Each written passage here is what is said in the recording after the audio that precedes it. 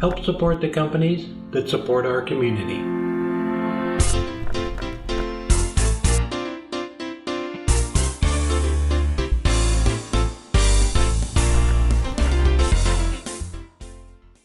Hey guys, I hope everything's going well. I'm not going to do a project this week. I had a question about the vacuum system, so I'll go over that, and I had a few things I wanted to talk about. So the first thing is Vets Turn. So Paul is doing that again this year.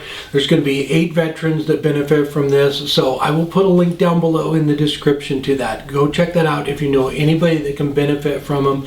They get set up with everything they need to get started turning, lathe, tools, all of it.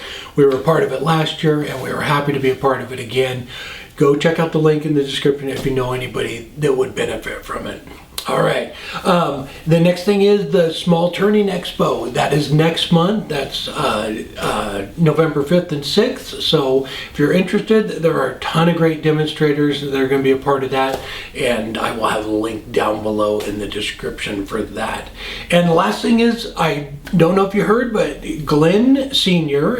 over in UK retired, and he sold Yorkshire Grit to Easywood Tools. So it's going to be more available here in the US, and it'll be in stores soon.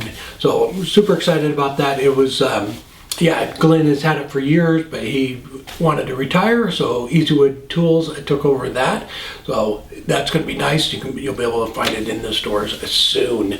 All right, let me move the camera over, and I had a question about the vacuum system and how I set that all up. Let me move over there and we'll take a look at it. All right, here is my vacuum setup. So my hose just hooks right up to there. It's 4-inch hose.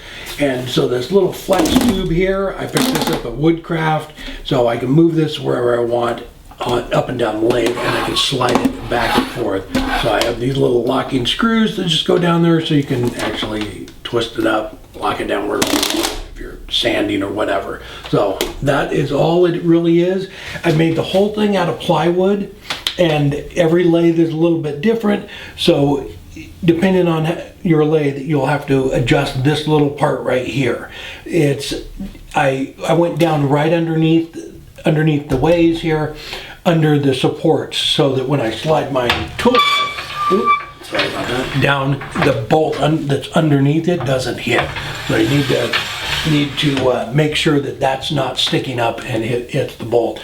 But it's basically just kind of locked in there. I cut it at a little bit of an angle, and then put in these supports right here. I have the same thing down on this end. I just did the exact same thing on both ends. So I had this little part that sticks out there, drilled some holes in it. I have all my live centers, Jacob's chuck, all of that right there. So it's kind of nice. It's handy, and I'm not turning around and looking for it. This part right here is just, I doubled up the plywood there. I do have a little locking, it's just an Allen wrench right there, but I drilled a hole in this bar, because if you don't, when you lock that down, it would spin.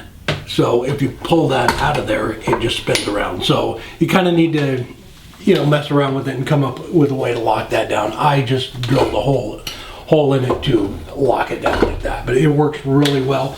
I've been using it, I think, for about a year now. The other thing is, make sure, depending on your lathe too, you need to stick it out a ways so that your tool rest doesn't come out there and hit it. So what I did was I came in on the sides here and just cut a little support there, and same on this side, so that when I'm hollowing something out, it goes out over the top of that.